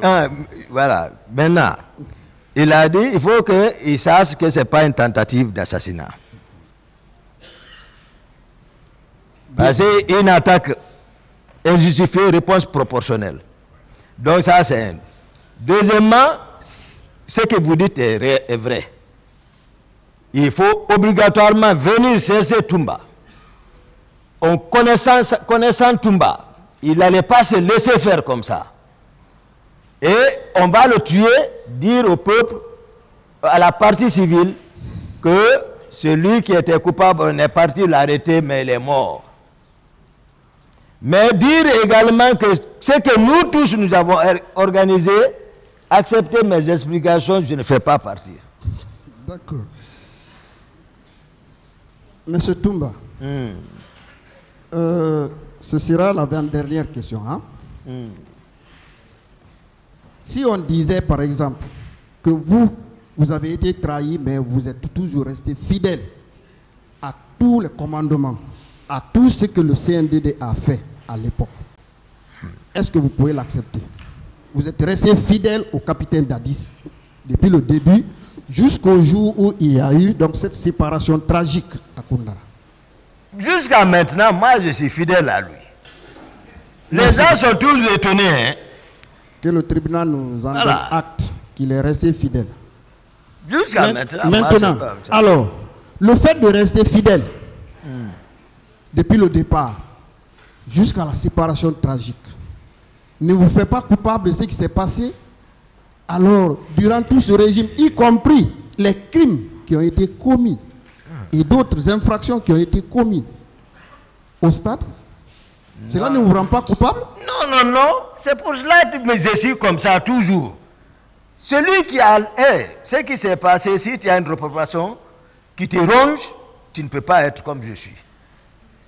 C'est pourquoi moi, je n'ai aucune réprobation, sincèrement, envers Dieu, je vous le dis. Tout ce qu'on dit, je sais, ils le savent, Toumba n'est rien dans ça. Le président vous a dit. Une simple demande de mutation pour quitter ce milieu qui était, selon vous, pollué, vous aurez lavé de cette situation? Mité. J'ai dit une demande au capitaine Dadis, simplement pour que vous soyez mité ailleurs et quitter ce milieu pollué. Ne vous rendrez pas là où vous êtes là? Oui. Mais pourquoi vous ne l'avez pas fait? Oui, c'était dans mon programme. C'est-à-dire, j'attendais le moment. Moi, je préférais aller étudier. C'est ce que j'attendais. Mais toujours, il me faisait comprendre, tel qu'était le pouvoir n'était pas encore assis. Le pouvoir encore n'était pas consolidé, c'est ça. Donc, toujours, il avait besoin de moi. C'est ce qu'il faisait comprendre. Sinon, moi, c'était comment aller encore continuer mes études. Moi, c'est ça. Ce n'est pas le pouvoir là qui me préoccupait. C'est tout. J'en ai terminé, Monsieur le Président. Je vous remercie. Merci, Monsieur le Président, de m'avoir donné la parole. J'ai quelques questions à poser au commandant Abouaka Toumba Diakité. Monsieur le Président, je disais que j'avais des questions à poser à Monsieur Toumba Diakité. Monsieur Diakité, vous avez déclaré ici que pour les recrues de Kaléa, chacun avait un quota.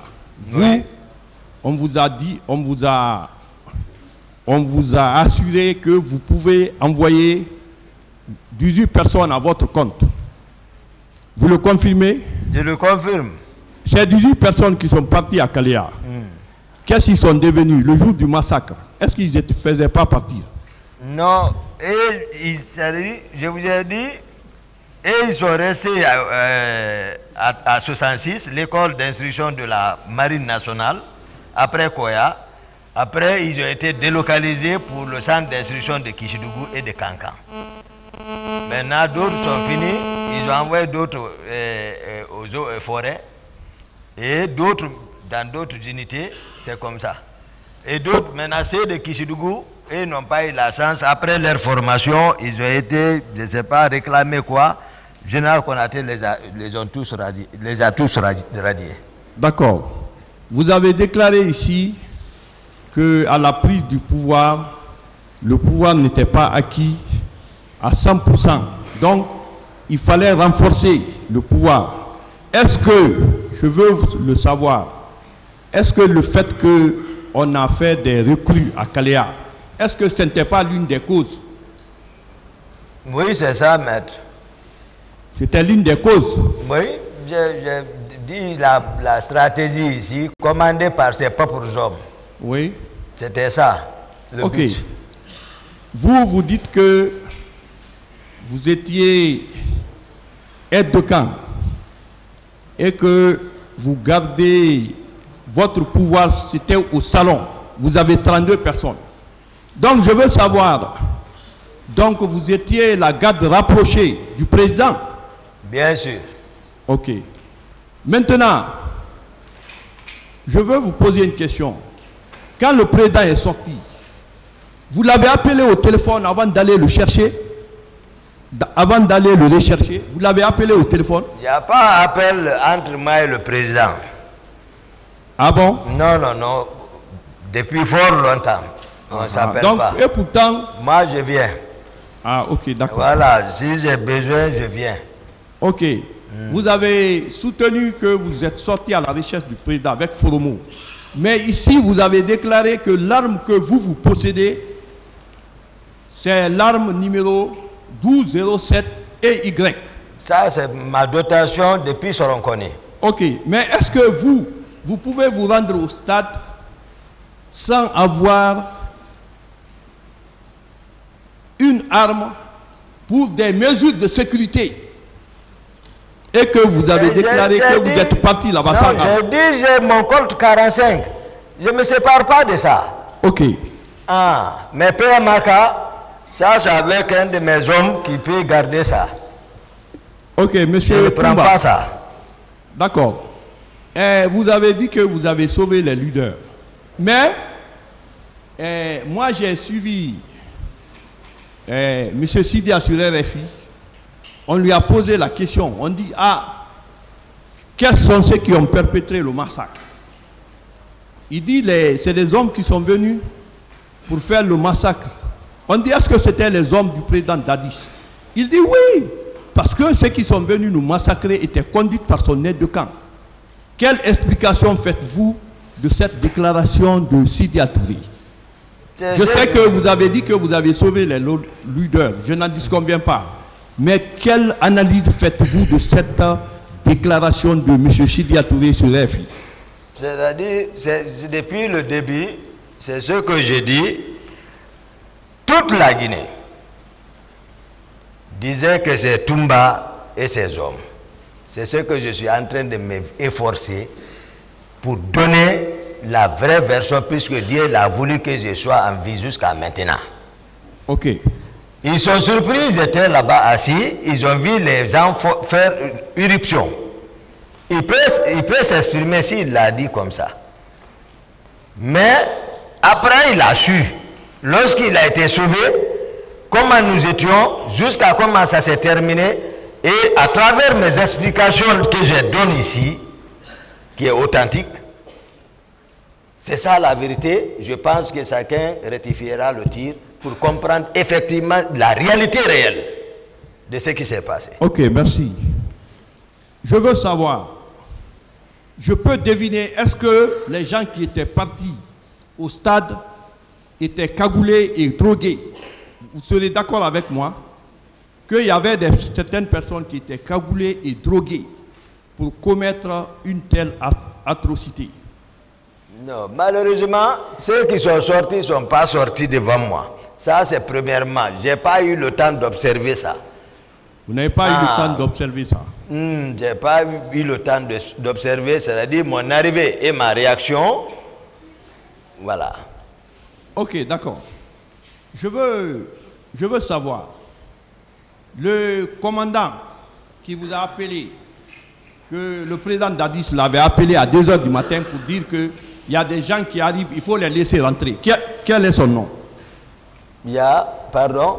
Je dis, oui. Vous avez soutenu ici, oui, que le commandant du kilomètre 36 oui, vous a appelé, oui, que Dadis l'a appelé à 2 h du matin pour, oui, pour lui donner des instructions, oui, de laisser, il y a des gens qui arrivent pour rentrer, pour leur laisser le passage. Mais, non, non, c'est pas comme ça. Oui. Il a dit que le président l'a appelé, que de préparer sa position, qu'il devait recevoir des groupes là-bas. Tout à fait. Voilà. Je veux savoir.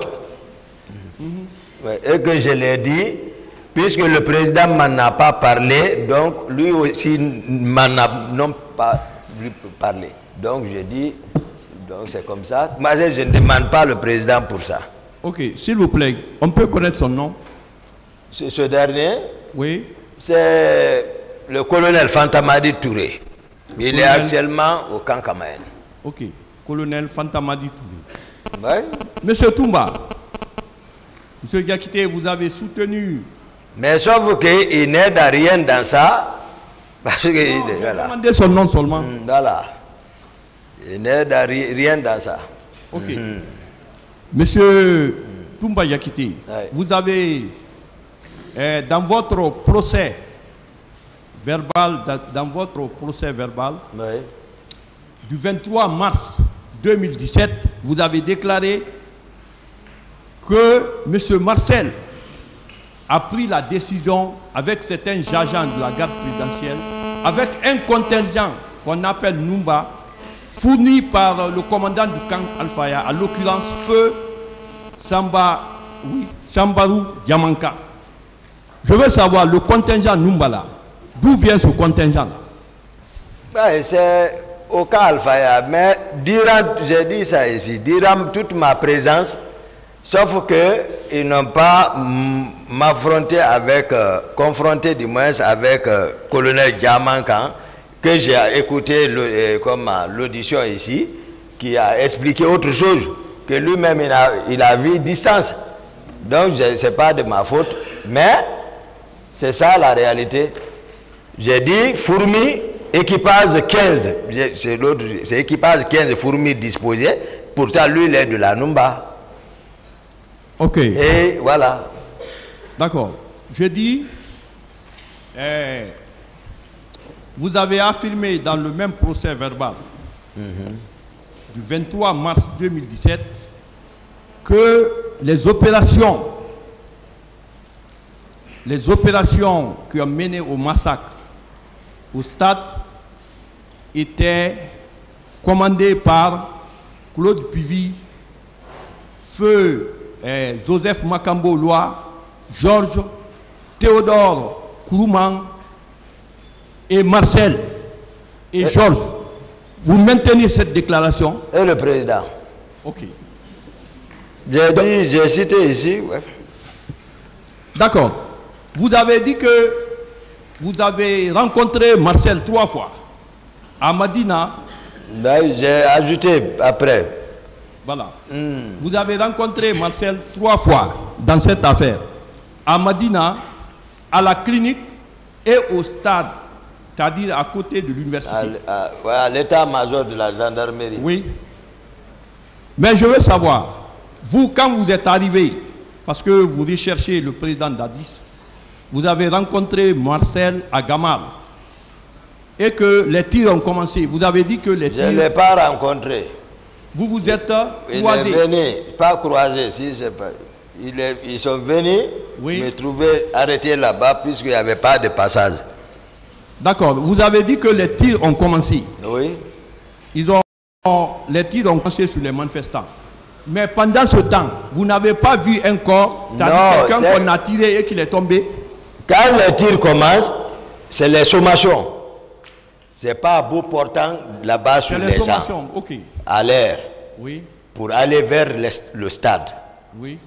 Voilà. Quand je dis les tirs ont commencé pas à bout portant, comme ça. Ils ont couru en tirant à l'air. Donc, je suis parti, j'ai dit qui a dit de tirer. Ils m'ont dépassé comme s'ils ne me connaissaient pas. Donc, voilà. Ok. Vous avez dit de cesser les tirs. Ou bien? Qui vous a dit de tirer? Qui vous a dit de tirer? Ok. Monsieur Toumba, je dis que pourquoi vous, quand vous étiez au stade, vous n'avez pas, normalement, comme vous êtes aide de camp du président Dadis, quand vous êtes au stade, dans les conditions normales, si vous donnez des ordres à des gens qui ont des grades inférieurs à vous, normalement ils doivent exécuter, non? Si tu les connais. Si vous les connaissez. Si vous le connaissez, si l'intéressé les connaît, quoi. Si tu ne les connais pas, tu vas donner. Ah oui, quoi? ok. Donc vous confirmez que ceux qui sont venus au stade, il y avait des étrangers que vous ne connaissez pas, qui ont perpétré le massacre. Oui, je ne les connais pas. Ok. Est-ce que à la radio, selon les informations, on a dit que M. Toumba Diakité est recherché parce qu'il refuse de se présenter devant la commission internationale. Que le président Dadis vous recherche sur ça. Maintenant, je veux te poser la question selon laquelle est-ce que le massacre du 28 septembre n'a pas créé une dissension entre les membres du CND? Il y a tout ça. Moi, j'ai su le plan de Dadis depuis loin. Depuis loin. La liste qu'il a envoyée à la CPI, moi j'ai vu. Donc votre nom figurait? La liste qu'il a envoyée à la CPI, c'est mon nom qui figurait dedans. Tout à fait. J'ai su ça direct d'un conseil spécial de Sassou Nguesso, qui a débarqué ici spécialement de là-bas pour venir me rencontrer. Et mon conseil parlait lingala. Il est venu spécialement et encore il s'est embarqué, il m'a montré les preuves. Ok. C'est la vérité que je vous dis. Voilà. Donc votre nom figurait sur la liste qu'on a envoyée à la CPI. Votre nom figurait, donc je disais que votre nom figurait sur la liste qu'on a envoyée à la CPI. Oui, maître. Voilà. Je veux savoir, est-ce que au niveau de Donc vous avez su que le président Moussa Dadis Camara veut vous faire porter le chapeau des massacres du 28 septembre. Je l'ai dit, lui-même. J'ai dit ça ne marche pas. Je suis venu lui parler. Ok. Ma dernière question. Je dis, tout ce que vous avez dit, vous avez sauvé les leaders, vous avez envoyé les leaders dans les cliniques. Mais est-ce que vous savez que les témoins viendront, ils vont aussi donner leur version des faits? Ce que moi je sais, c'est ce que j'ai donné comme vérité. Moi, c'est la vérité que j'ai dite au peuple, à la cour d'abord, au peuple de Guinée, à vous particulièrement. C'est la vérité sincère. Peu importe ce qui va advenir, mais moi, je vous dis encore une fois de plus, je n'ai aucune réprobation à me faire. Après avoir dit la vraie vérité voilà, au monde entier. Merci, Monsieur le Président, de m'avoir donné la parole. Merci, Monsieur le Président. Peut-être j'ai une question. Hein? Monsieur Diakité. Oui, maître. Je veux savoir, parce que vous avez beaucoup d'informations, même lorsque vous n'étiez plus en Guinée, les recrues de Kaléa, leur destination aujourd'hui, est-ce qu'elles sont dans l'armée ou qu'est-ce qu'elles sont devenues? Les recrues de Kaléa. Les recrues de Kaléa sont dans la nature. Bon, nous tous, nous sommes dans la nature. Merci, merci. Moi, je suis dans la nature. Tout le monde est dans la nature, mais est-ce qu'elles sont dans l'armée guinéenne? Non. C'est de ça que je dis. J'ai dit ils sont dans la nature. Donc, après les événements du 28 septembre... Oui, je vais vous aider un peu. Oui. J'ai dit, lorsque le général Sekouba était venu, donc, et il voulait faire quelque chose, ou d'après ce que j'ai appris, qui réclamaient leur matricule. Donc, général Sekouba a démantelé le camp de Kaléa. Ils les ont tous chassés. Donc, depuis lors, personne ne sait où est qui. C'est pourquoi j'ai parlé de la nature. Bon. Et le premier jour de votre comparution, M. Diakité, vous avez dit que lorsque le président Dadis est venu vous chercher en 2007 à votre service, oui, il y a un certain Baldé qui vous a dit, moi je le connais, mais vous ne partez pas. Non, c'est pas Baldé. Lui, c'était un certain Kieta qui était stagiaire auprès de moi. Un médecin stagiaire? Oui, stagiaire. Il était auprès de moi. Qui était militaire? Non, il n'était pas militaire en ce moment. Mais il a dit, moi je le connais. Non, il me dit seulement non, je le connais, mais ne va pas, il va t'appeler. Ah, d'accord. Voilà. D'accord. Je vous remercie bien, Monsieur le Président. Oui. Je vous remercie, Monsieur le Président, de me donner la parole pour participer à ce débat avec le commandant Toumba Diakité. Monsieur Diakité. Oui, maître. Le capitaine Dadis vous avez approché, vous avez amené à adhérer à sa vision de prendre le pouvoir.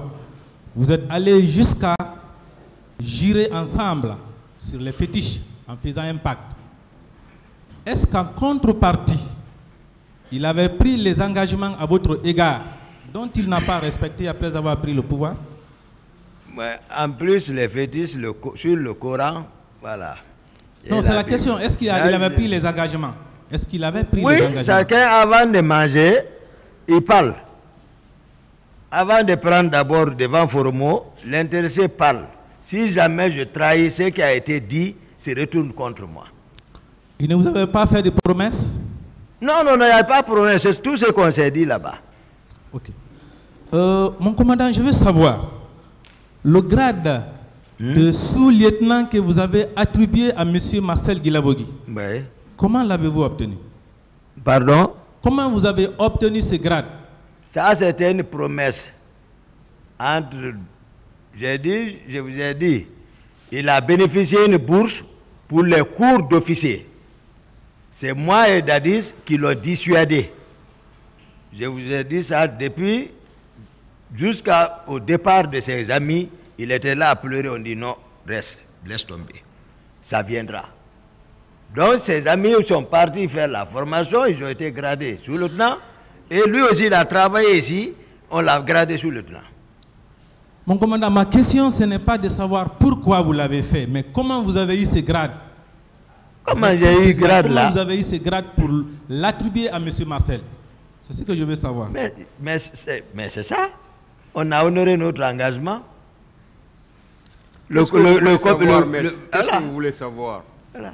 Non. Je lui ai demandé, ma question c'est de savoir comment il a obtenu ce grade. Je vous ai dit, je suis venu avec le président, j'ai expliqué quelle a été la réaction du président. Le président a dit, voilà, parce que le tribunal même ne vous comprend pas. C'est que c'est l'objet même. Hein? Monsieur le Président, ce sont les galons. Effectivement, les galons là, comment vous les avez obtenus? Il veut savoir comment vous avez obtenu les galons. Les galons, il y a des ateliers de couture au camp, non? Ah ouais, c'est comme ça. Il y a des ateliers de couture au camp.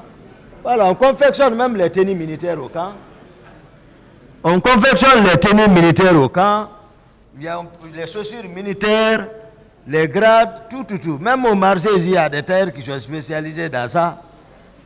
Donc vous êtes allé coudre ça dans un atelier? Non, moi j'ai demandé seulement, on m'a envoyé, je ne cherche pas. Je n'ai pas cherché, mais j'ai demandé. C'est pour vous dire, ce n'est pas aussi compliqué que ça. Mon commandant, oui. Le président Dadis s'était autoproclamé comme étant le commandant du régiment commando. Oui. Il a nommé le général Sekouba comme étant son adjoint. Oui. Mais les deux, l'un avaient les charges du président, l'autre celle des ministres de la Défense. Donc logiquement, il fallait avoir un troisième responsable plus libre pour pouvoir s'occuper de la gestion de ce régiment. Qui était ce troisième responsable? Ils n'ont pas nommé. C'est ça? C'est des actes officiels, ça. Oui, c'est comme ça, un acte officiel. C'était pas vous? C'était pas vous? Dans les faits, c'était pas vous? Non. Je ne peux pas accumuler ça. Pourquoi je le dis? Ceux qui ont été démis là, enlevés, étaient là-bas comme voilà, officiellement. Et je vous dis, un lieutenant ne peut pas rassembler les colonels. Un lieutenant ne peut pas s'arrêter devant les colonels pour dire qu'il va donner des ordres. Ce n'est pas possible. Okay. Mon commandant, je voudrais savoir, est-ce qu'il y a une différence entre les fonctions d'aide de camp et celles des commandants de la garde présidentielle? Est-ce qu'il y avait une différence entre les deux fonctions? Oui. Vous cumuliez les deux? Non. Donc vous étiez l'aide de camp, mais vous n'étiez pas le commandant de la garde présidentielle? Oui, le décret présidentiel me nomme aide de camp. Qui était alors le commandant de la garde présidentielle? Il n'y a pas l'affaire dans notre cas, il n'y a pas garde présidentielle. J'ai expliqué, j'ai dit c'est regroupé par le régiment vu le nombre pléthorique de militaires qui s'y trouvaient au sein de la présidence. C'est le régiment, j'ai détaillé tout ça. Défini ce que c'est qu'un régiment, pourquoi on a appelé régiment. J'ai expliqué ça. Ce n'est pas garde présidentielle. Mon commandant, lorsque, selon vos déclarations, vous êtes allé à Dubrika avec le président Dadis, chez M. Gono Sangaré, où vous avez trouvé les hommes armés de machettes qui sont sortis avec le président pour revenir à 5 h du matin. Après le retour à la présidence, vous qui étiez proche du président, est-ce que vous lui avez posé la question de savoir quel est le projet dont il avait avec ces hommes? C'est moi qui le commande. Est-ce que vous connaissez une transition? C'est pas ça. Tu le demandes, l'autre est en train de consolider son pouvoir. En ce moment, il va dire tout de suite, le gars là, voilà, tu restes derrière lui, tu le regardes. S'il réussit, mais si ça se gâte, tant pis pour lui. Sauf que pour son cas, il a échoué dans son plan. Donc il doit assumer les conséquences. Mon commandant, vous avez déclaré qu'au moment de la mise en œuvre du recrutement du camp Kalea, vous étiez déjà à l'écart. Vous n'avez pas été consulté. Mais pourtant, à cette barre, vous avez donné les détails les plus profonds sur les personnes concernées et même les personnes non concernées. Comment avez-vous toutes ces informations les plus détaillées? Non, ils ne sont pas cachés. Vous n'êtes pas associés. Comment vous avez eu tous ces détails? Ils ne sont même pas cachés. Et les réactions, c'est devant tout le monde. Ils ne sont pas cachés. Ils ont le pouvoir à la présence. Ils viennent, ils rentrent au vu et au su de tout le monde. Ils s'adressent à personne. Ils font le rassemblement saisi avec les hommes. Les hommes là. C'est-à-dire que ce n'est pas caché. Je ne sais pas, voilà. Ce n'est pas caché. C'est pas que Gono Sangare même recrute ici, même c'est lui là-bas. Oui, mais aucun même. Mon commandant, un projet auquel vous n'êtes pas associé, vous êtes tout simplement au camp ensemble, vous n'êtes pas associé, vous ne faites pas partie. Est-ce que vous pouvez avoir tous les détails? Pourquoi pas? Sans être associé. Il ne faut pas être dans un milieu sans connaître le milieu quand même. On peut ne pas t'associer, il y en a qui sont mieux informés que moi, mais qui ne sont associés de rien. Ils sont assis là-bas, ils regardent. Mon commandant, dans son interrogatoire devant les juges d'instruction, le colonel Tamba Kalas Tolno, à l'époque des faits, commandant adjoint du bataillon spécial de Conakry, avait déclaré que le 27 septembre, la veille de la manifestation, le président Dadis était attendu à Guéguédou où il devait être reçu par les populations. Mais que finalement, c'est le général Sekouba Konaté qui est allé le représenter.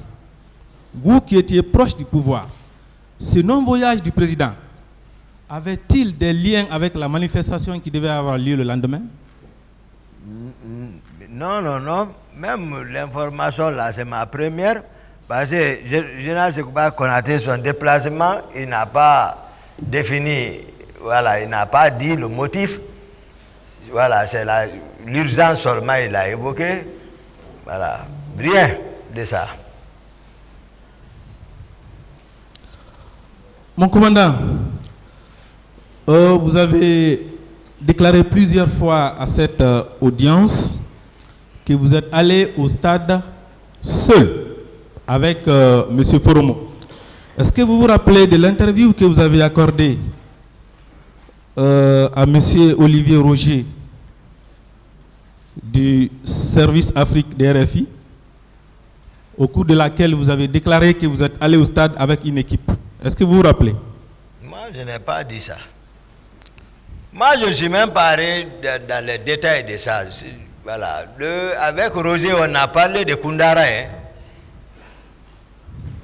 Donc vous n'avez pas parlé de ça? Nous, on a parlé de Koundara avec Roger.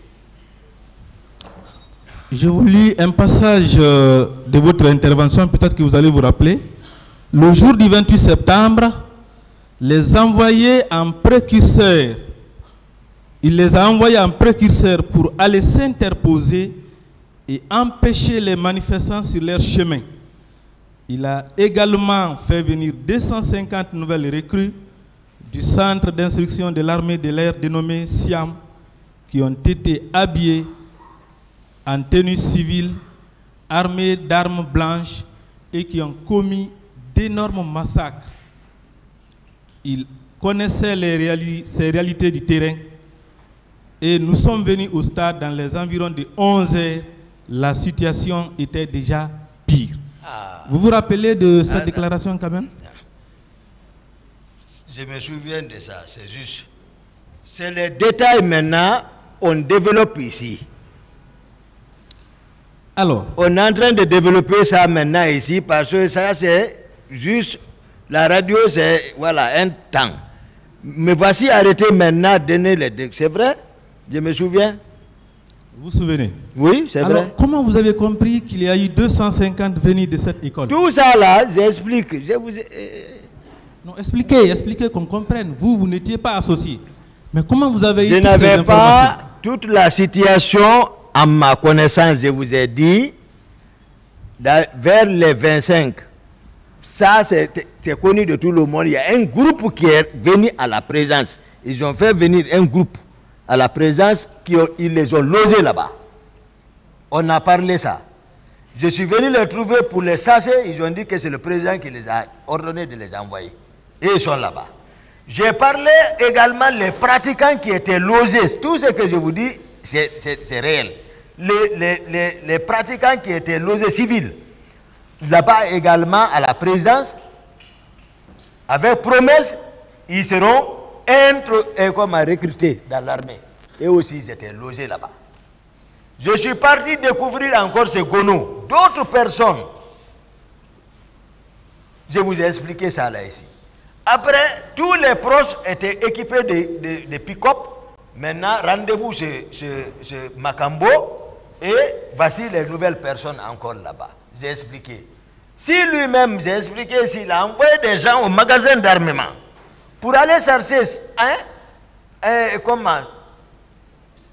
pour aller chercher les armes, sans que moi je ne sois au courant, nul n'était le général Sékou Konaté, je n'allais pas